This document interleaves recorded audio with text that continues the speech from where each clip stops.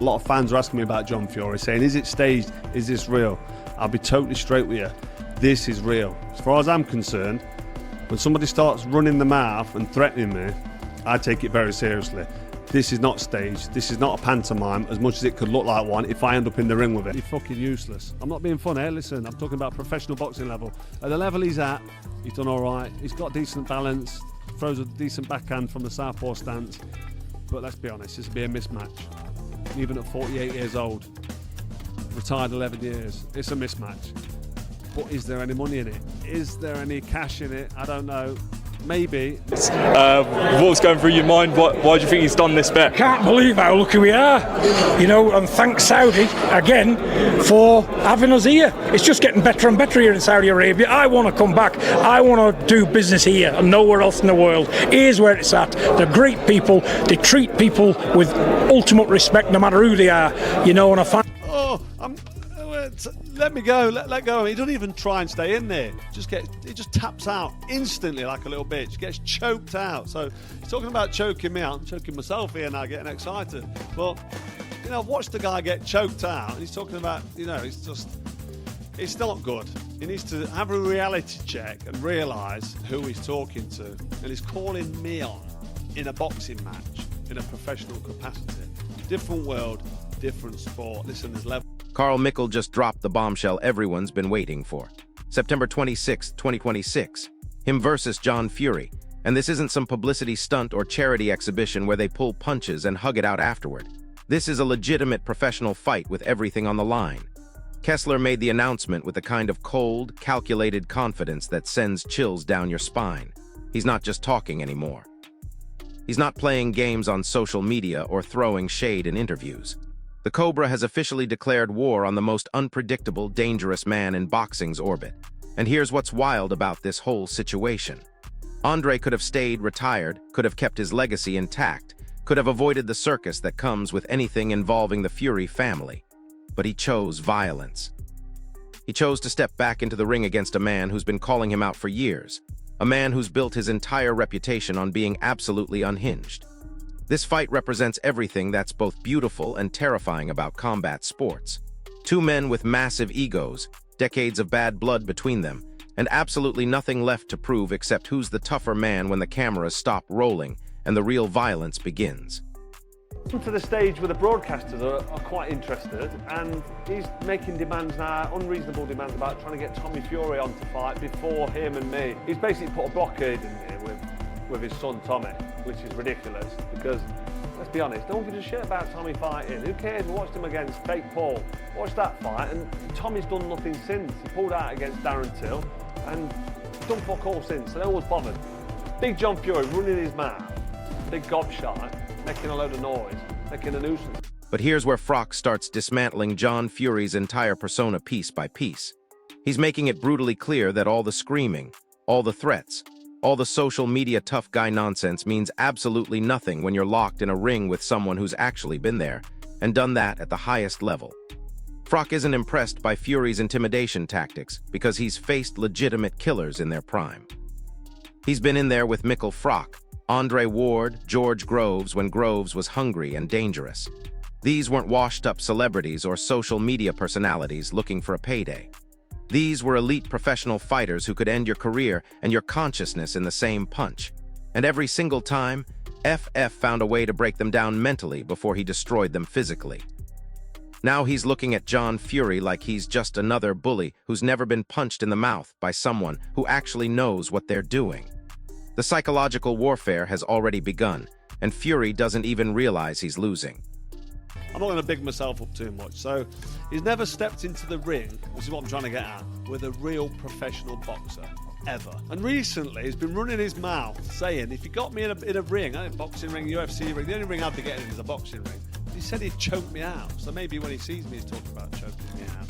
But let's just be clear about this. He won't be choking out anybody. And the last time I watched a bit of Darren Till in the UFC ring, he was tapping out and getting choked out himself like a little bitch. And he taps out really fast as well. He's not like my mate Michael Bisping, who gets choked by GSP and he refuses to tap. He goes out on his shield. He gets choked unconscious and the ref has to jump in. Darren Till,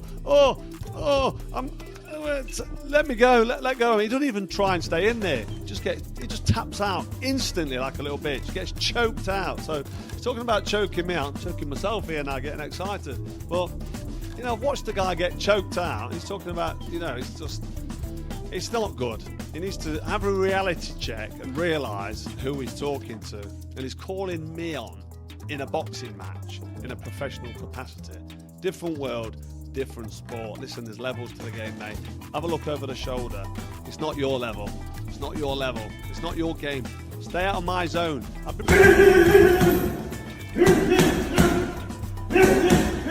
Now get this. John Fury keeps talking about his decades of experience, his toughness, his ability to handle anyone who steps to him. But here's what nobody's mentioning in all this hype. When has John Fury actually proven himself against legitimate competition? When has he faced someone with Froch's combination of skill, power, and mental toughness? The answer is never. His entire reputation is built on being the father of champions, on training his sons, on being this larger-than-life personality who can intimidate people through sheer force of will. But September 26th isn't about bloodlines or family legacy or who can scream the loudest at a press conference. It's about two men in a ring where technique, conditioning, and fight IQ determine who walks out victorious and who gets carried out on a stretcher. Froch has been preparing for this moment his entire career without even knowing it. Every elite opponent he faced, every championship fight he won, every time he had to dig deep and find that extra gear when he was hurt or behind on the scorecards. All of that was preparation for dealing with someone like Fury, someone who brings chaos and unpredictability but lacks the refined skills that separate professionals from pretenders. You know what I'm saying? I've been around the gyms all my life. I've come off 200 years of knowledge in my head. These people can't compete with John Fury, and you'll see it. And here's where it gets absolutely wild. Eddie Hearn and Carl Froch have been playing chess while John Fury's been playing checkers. They've been systematically exposing every weakness in Fury's game plan, every flaw in his approach, every reason why his confidence might be misplaced. Hearn knows how to promote fights, how to build narratives, how to make people believe in underdogs. But even he can't hide the fact that this matchup heavily favors the man with actual professional credentials. Froch's calmness in interviews, his measured responses to Fury's outbursts, his refusal to get drawn into shouting matches. This isn't because he's scared or intimidated. It's because he understands something that Fury doesn't. Real killers don't need to convince anyone how dangerous they are. They just show up and do the work. The tactical advantage is so obvious it's almost unfair. Froch has been studying film, analyzing patterns, preparing for every possible scenario. Meanwhile, Fury's been making social media videos and talking about choking people out. One of these approaches wins professional fights. The other gets you knocked unconscious in front of millions of people.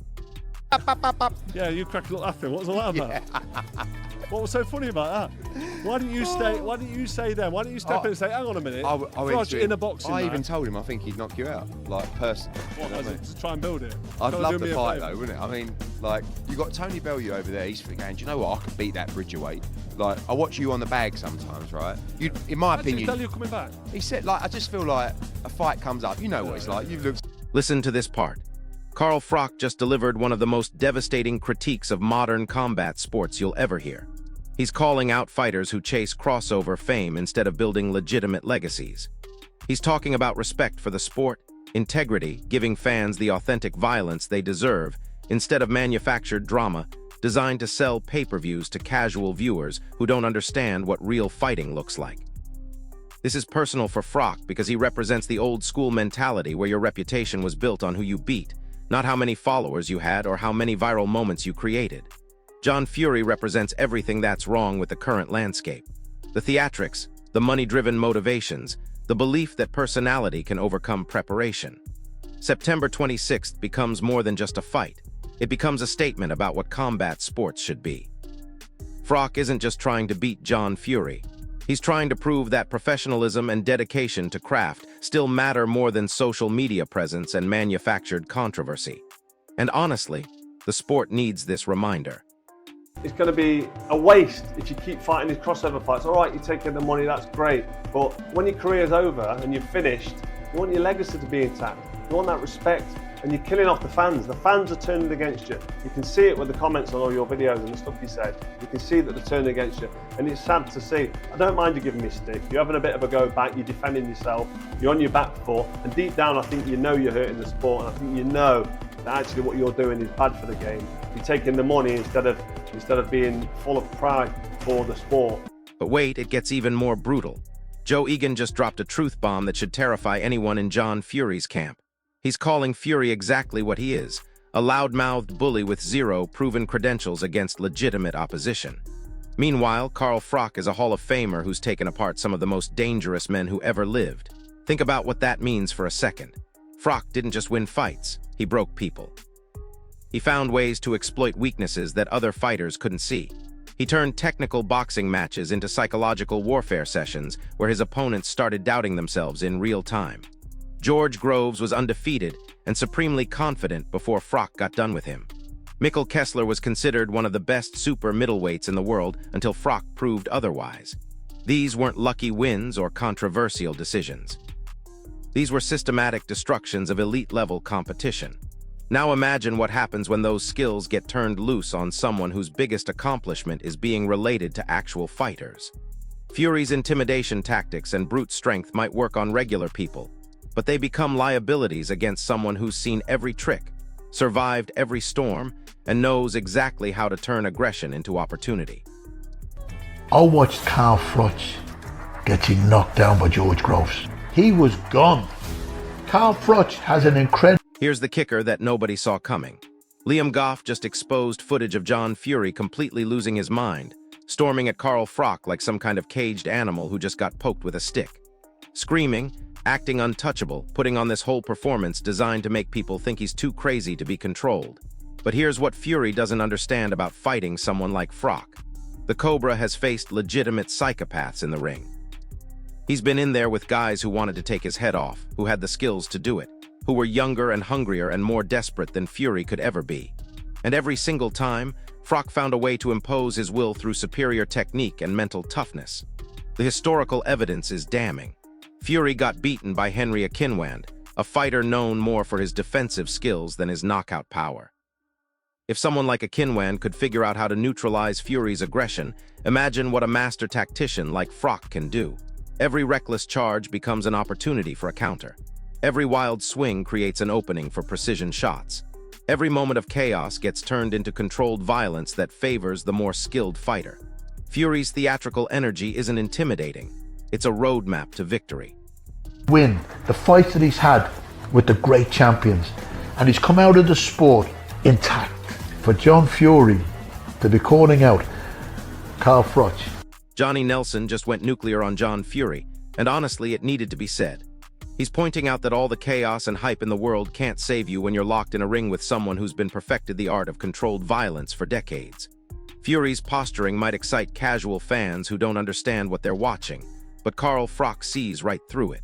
He's been in too many real wars to be impressed by someone having a temper tantrum at a press conference. The experience gap is so massive it's almost comical. Froch has fought through adversity that would break most people. He's been hurt, dropped behind on scorecards, written off by experts, and found ways to turn those situations into career-defining victories. His patience under pressure is legendary.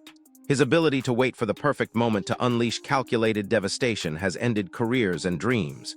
When the bell rings, all of Fury's noise and intimidation tactics disappear. What remains is two men trying to impose their will through violence, and one of them has spent his entire adult life perfecting that craft, while the other has spent his time making social media content and living vicariously through his son's accomplishments. Coach Carl Froch, screaming all these things at him, the fighting man, John Fury, 100-0 on the hard road, in spite of the fact he's been ironed out in the boxing ring plenty of times, including by non-punchers like Henry Akinwande, and it's all there for the people. Now here's where the story takes a fascinating turn.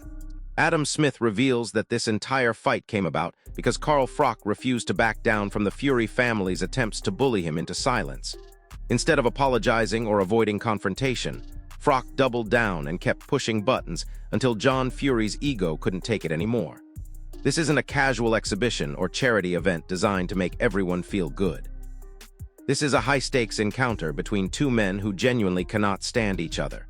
Froch's methodical approach to mental warfare has been masterful. He's been systematically dismantling John Fury's credibility while building anticipation for a fight that promises to be absolutely brutal. The tactical preparation versus raw aggression dynamic creates the perfect storm for violence. Fans should expect something unpredictable and dangerous, where Fury's chaotic energy meets Froch's calculated execution in a way that proves professional skill, always dominates unchecked bravado when the lights are brightest and the stakes are highest. Watch Froch on fighting, because I'm quite sure Carl's going to rip the life out of John after today. I think John did a job. John did a job and got the excitement going, got people talking. That's exactly what he... But hold up. Did you catch what Liam Goff just revealed about the deeper psychology behind this whole situation? John Fury has been holding a grudge against Carl Froch for years, letting it fester and grow until it became this obsession that's now turned into a legitimate fight. What started as online banter and social media videos has escalated into something that could genuinely change both men's legacies forever. The charity stipulations and exhibition talks were just window dressing designed to make this seem more civilized than it actually is. Behind the scenes, both camps know this is about settling scores and proving who's the tougher man when everything else gets stripped away. Froch has been playing the long game, knowing that eventually Fury's pride would force him into a situation where his mouth wrote checks his fighting skills couldn't cash. The build-up has been perfect psychological warfare, with Froch maintaining his composure while Fury gets more unhinged and emotional with each passing day. This creates the perfect dynamic for a fight where raw aggression clashes with razor-sharp precision in a way that could end very badly for the less prepared man.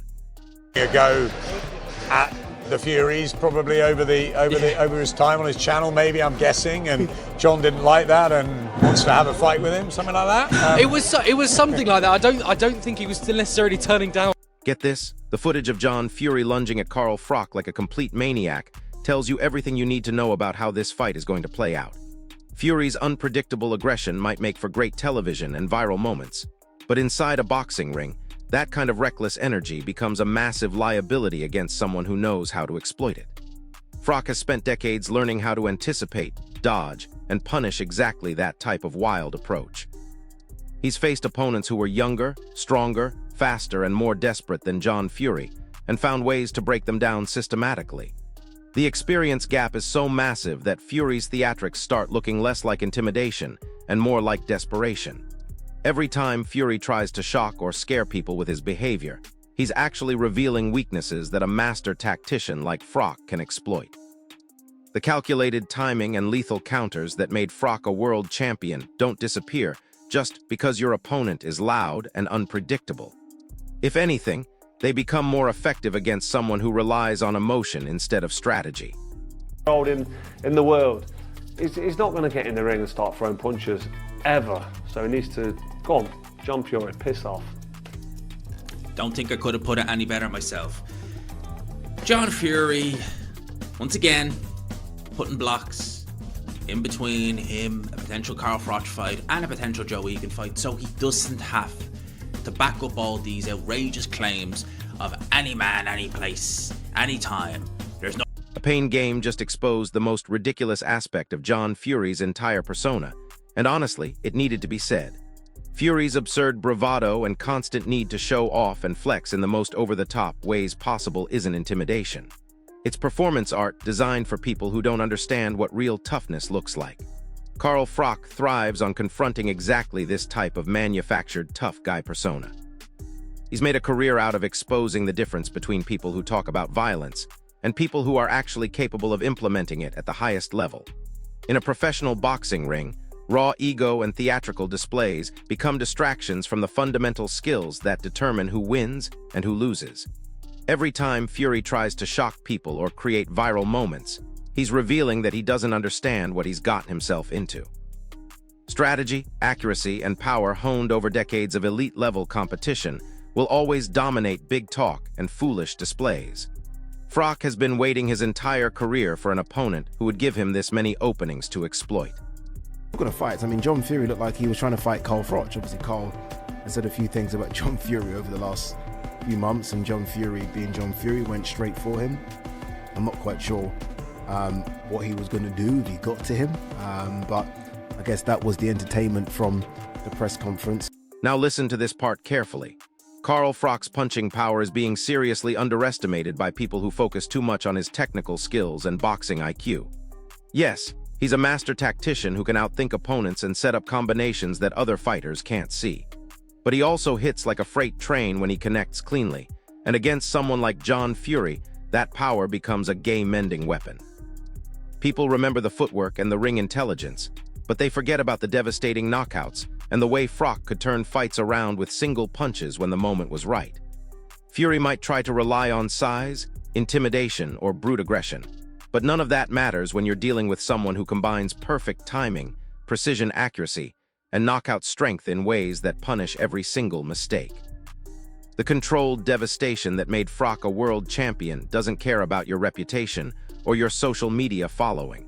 It only cares about creating opportunities to end fights in the most definitive way possible. Fans are about to witness what happens when reckless bravado meets professional-level violence. I think he said father of the king of the world. I think he's referring to Tyson Fury. You know, when you have kids, most people, when they want to talk about their children, they might pull their mobile phone out and show a few pictures. Big John just shows his balls. That's where they came from. If there's anyone who needs a Manscaped advert, it's fucking John Fury. Here's what Eddie Hearn understands about this matchup that casual fans might miss. John Fury brings raw physical challenges and unpredictable tendencies that could make things interesting for a few minutes. He's a big, strong man who's not afraid of confrontation and has nothing to lose by going all out from the opening bell.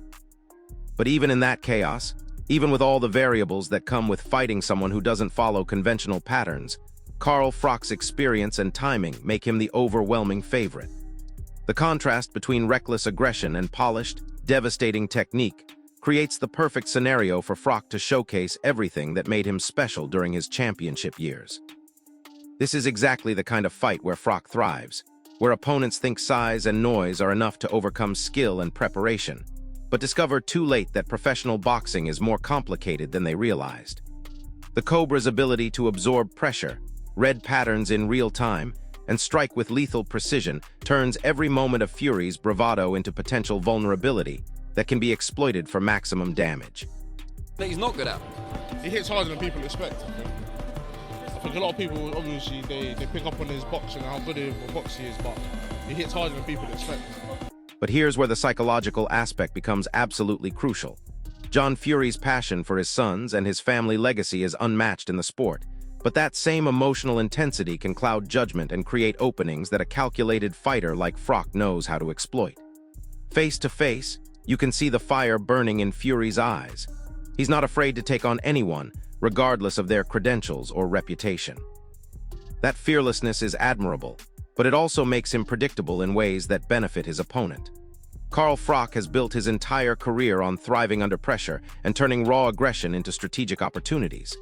Fury's unpredictability and ego might generate headlines and social media buzz, but inside a boxing ring, discipline, timing, and decades of elite-level experience dominate every other factor. The calculated power that Froch has honed through years of championship-level competition will test every ounce of Fury's bravado in ways he's never experienced before. I would never back against Carl Froch on the cobbles. Ever. But John Fury's a big old lump. There'll be some illegal moves in there. Do you know what I mean? But if they ever get close, Carl will be swinging.